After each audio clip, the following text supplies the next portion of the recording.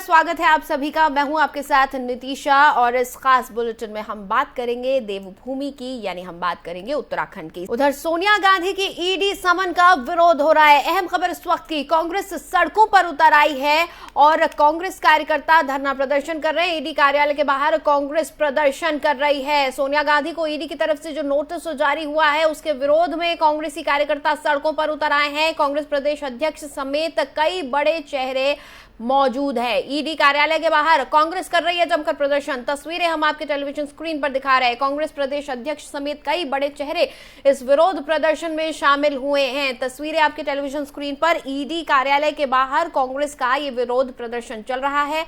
दरअसल national Herald मामले में तमाम जो कांग्रेसी नेता है उनके लिए दिक्कतें बनी हुई हैं। इस पूरे मामले में ईडी भी जांच कर रही है, जिसके चलते राहुल गांधी की बात करें, सोनिया गांधी की बात करें, सभी को समन जारी किए गए हैं। उनसे पूछताछ की बात लगातार चल रही है।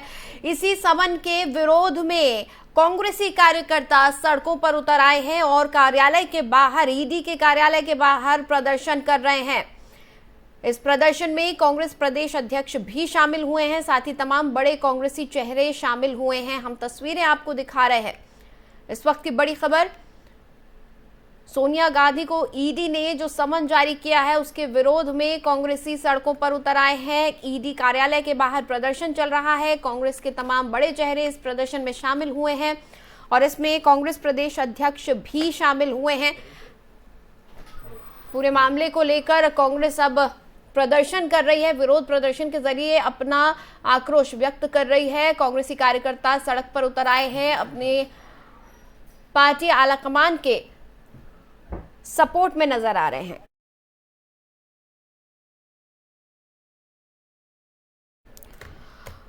और इसी खबर पर बातचीत करने के लिए करण माहरा हमारे साथ जुड़ चुके हैं, जो कि प्रदेश अध्यक्ष हैं। उनसे हम बातचीत करेंगे। सर, स्वागत है एफएम न्यूज पर आपका। हम ये देख रहे हैं कि कांग्रेस अब सड़कों पर उतर आई है विरोध प्रदर्शन करने के लिए। दरअसल कांग्रेसी कार्यकर्ता क्या कहना चाहते हैं अब? जिस तरीके से बीजेपी ईडी और सीबीआई का गलत इस्तेमाल करके विपक्ष के नेताओं को डराने और उनको प्रताड़ित करने का काम करे, हम उसका विरोध कर रहे हैं। विरोध इसलिए है कि जनता को अवेयर कर सके, उनको जागरूक कर सके। मैं कुछ उदाहरण देना चाहता हूँ। रमन सिंह जब बीजेपी के विरोध में गए थे, उनके और उनके पुत्र के ऊपर आरोप लगाए गए, उन पर मुकदमे दर्ज किए गए, वापस गए, गायब हो गए। नारायण राणे महाराष्ट्र के पूर्व मुख्यमंत्री, उन पे जैसे वो बीजेपी छोड़ते सीबीआई के केस दर्ज हो जाते हैं, ईडी के मुकदमे दर्ज होते हैं। जैसे ही वो वापस बीजेपी में जाते हैं, वापस हो जाते हैं। येदियुरप्पा जी बीजेपी छोड़ते हैं, उनके ऊपर, उनके भाई के ऊपर केस दर्ज हो जाते हैं, वो जब वापस जाते हैं फिर गायब हो जाते हैं। और इस केस में, नेशनल हेराल्ड केस में, ईडी एक बार ऑलरेडी क्लीन चिट दे चुकी है। एक विवादित अधिकारी के माध्यम से इसको पुनर्जीवित किया गया और वो अधिकारी रिटायरमेंट से पहले ही अपना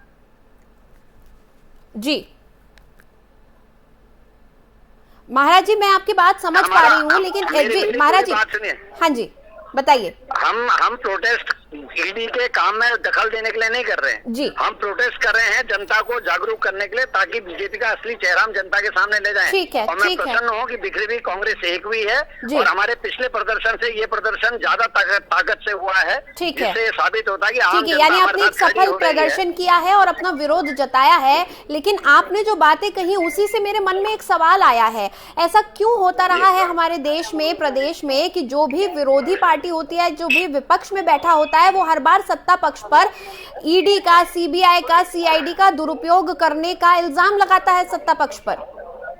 भाई हम तो सीधे कह रहे हैं, इस केस में ईडी पहले क्लीन चिट दे चुकी है। ऊपर से और 54 घंटे राहुल गांधी जी को 5 दिन बैठा के रखा है 10 प्रश्नों पे।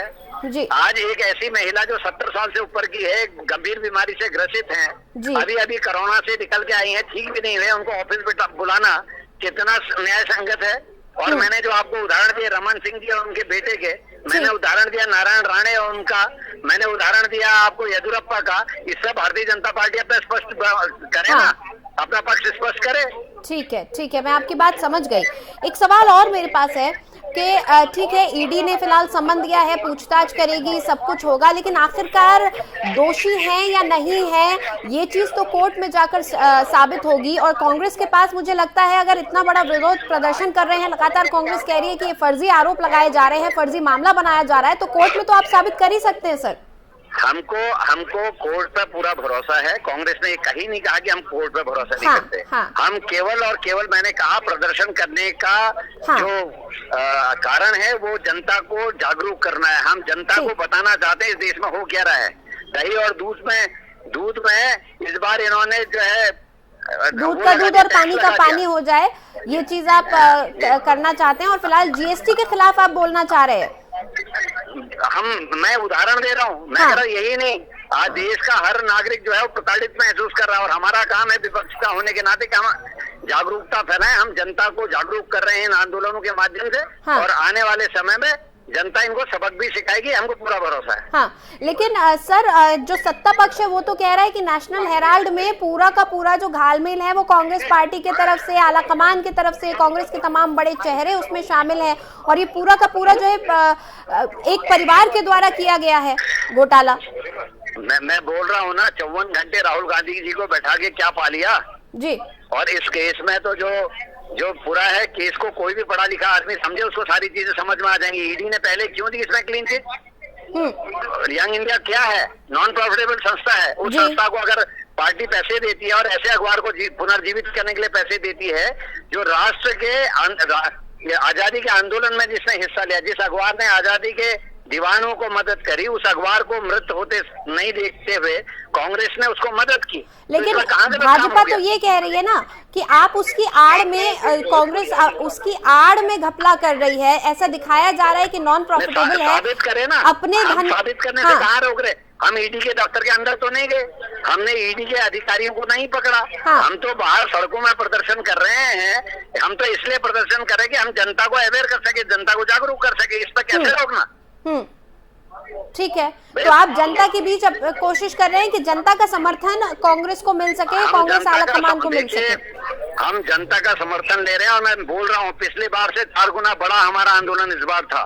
ये साबित करता है कि जनता धीरे धीरे समझ रही है और इस आंदोलन में सहभागिता कर रही है। ठीक है, सर ईडी पर दबाव बनाने की कोशिश तो नहीं कर रही है कांग्रेस इन प्रदर्शनों के जरिए? क्या इन प्रदर्शनों के जरिए जांच को प्रभावित करने की, ईडी पर दबाव बनाने की कोशिश तो नहीं कर रही है कांग्रेस कहीं? सरकार उनकी जी, हम कैसे दबाव दे सकते हैं? क्या जनता के को लेकर, जनता को लेकर सड़कों में आंदोलन क्या दबाव की राजनीति है? हमने कोई कानूनी पक्ष हाथ में लिया? हमने कोई ईडी के दफ्तर के अंदर जाके किसी अधिकारी से बातचीत की या किसी अधिकारी को हमने दूरभाष से धमकाने की कोशिश की हो? तब तो हम माने पूरे देश में प्रदर्शन हो रहा। मैं कह रहा हूँ ना, विपक्ष का काम है जनता को जागरूक करना। अपनी बात लेके हम जनता के बीच में जा रहे हैं, इसमें कहाँ गलत है? ठीक है, ठीक है, चलिए बहुत बहुत शुक्रिया करण महाराज जी, आप हमारे साथ जुड़े। धन्यवाद। जी हमारे साथ जुड़े हुए थे और वो कह रहे थे कि जनता को जागरूक करने की कोशिश कांग्रेस कर रही है और पिछली बार से ज्यादा बड़ा प्रदर्शन इस बार हुआ, 4 गुना बड़ा प्रदर्शन ये रहा, सफल रहा। और जो बिखरती हुई कांग्रेस, ये करण महाराज जी के शब्द हैं कि जो बिखरी हुई कांग्रेस थी वो एक बार फिर एकजुट होती नजर आ रही है। सोनिया गांधी को नेशनल हेराल्ड मामले में जो ईडी का समन आया है उसके विरोध में कांग्रेस ने प्रदर्शन किया है। कांग्रेस प्रदेश अध्यक्ष इस प्रदर्शन में शामिल थे और उनके साथ ही साथ तमाम बड़े कांग्रेसी चेहरे शामिल थे। ईडी कार्यालय के बाहर ये प्रदर्शन किया गया, हाथों में तख्ती बैनर लेकर नारेबाजी की गई और विरोध जताया गया। कांग्रेस का कहना है कि वो सिर्फ और सिर्फ जनता को जागरूक करने की कोशिश कर रहे हैं, जनता के बीच जाकर अपनी बात रखने की कोशिश कर रहे हैं।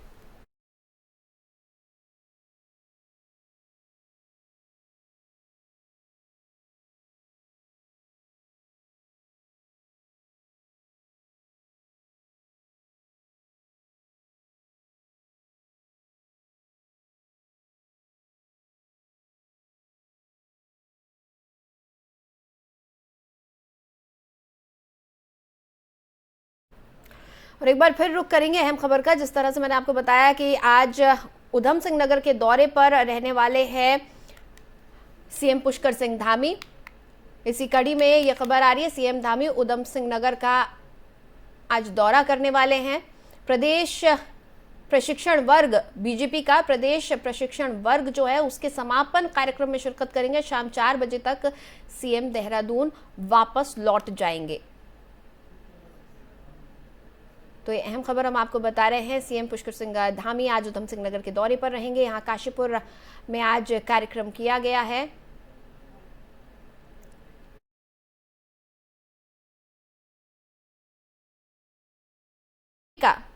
प्रदेश प्रशिक्षण वर्ग का जो समापन कार्यक्रम है उसमें शिरकत करने सीएम धामी काशीपुर पहुंच रहे हैं। शाम 4 बजे देहरादून के लिए वापस लौटेंगे सीएम पुष्कर सिंह धामी।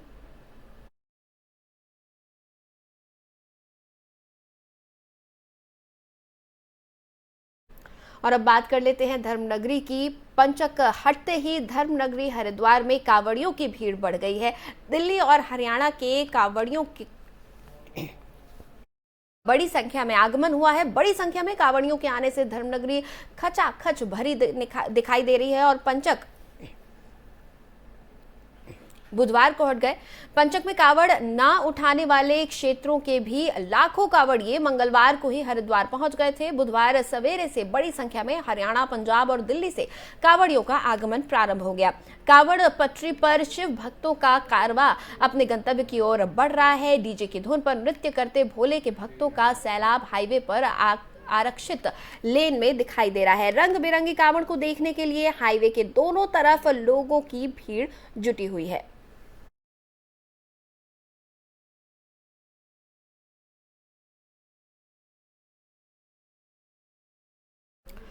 और अब रुक करेंगे बड़ी खबर का। लगातार बारिश के चलते उत्तराखंड में सड़कें बदहाल हो रही है। भारी बारिश के चलते प्रदेश की 202 सड़कें अवरुद्ध हुई हैं, जिनमें से महज 26 सड़कें ही अब तक खुल पाई हैं।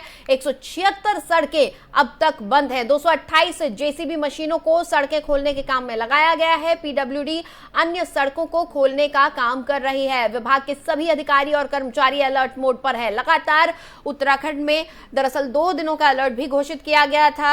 8 जिलों में येलो अलर्ट घोषित किया गया था और लगातार वहां पर बारिश हो भी रही है। इसी के चलते प्रदेश में करीब 202 सड़कें अवरुद्ध हैं, जिनमें से 176 सड़कें अब भी बंद हैं। लगातार जेसीबी मशीन्स लगी हुई हैं, अपना काम कर रही हैं। पीडब्ल्यूडी भी सड़कों को खोलने के काम में लगी हुई है, लेकिन अब तक सिर्फ 26 सड़कें ही खुल पाई हैं। बाकी 176 सड़कों पर यातायात पूरी तरह से या फिर आंशिक तरीके से बाधित हो रहा है।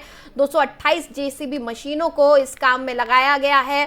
पीडब्ल्यूडी भी अन्य सड़कों को खोलने में लगा हुआ है और इस वक्त उत्तराखंड में भारी बारिश का अलर्ट भी जारी है। सभी अधिकारी और कर्मचारी अलर्ट मोड पर हैं, क्योंकि हर बार ये देखा जाता है कि मॉनसून के चलते कई दुर्घटनाएं हो जाती हैं, कई जगह बादल फटने की घटनाएं देखी जाती हैं, कहीं पर लैंडस्लाइड हो जाता है, जिसके चलते सभी विभागों को फिलहाल अलर्ट पर रहने को कहा गया है। इसी तरह से सड़कों की अगर हम बात करें तो 26 सड़कें अब तक खुल पाई हैं। 202 सड़कें बंद हुई थी, जिनमें से 176 सड़कें अब भी बंद हैं। इन सड़कों को खोलने के लिए 228 जेसीबी मशीन लगी हुई है। पीडब्ल्यूडी के कर्मचारी तमाम सड़कों को खोलने के काम में लगे हुए हैं, लेकिन मौसम की दुश्वारियों के कारण अब तक काम प्रभावित हो रहा है। अभी भी सड़कें नहीं खुल पाई हैं।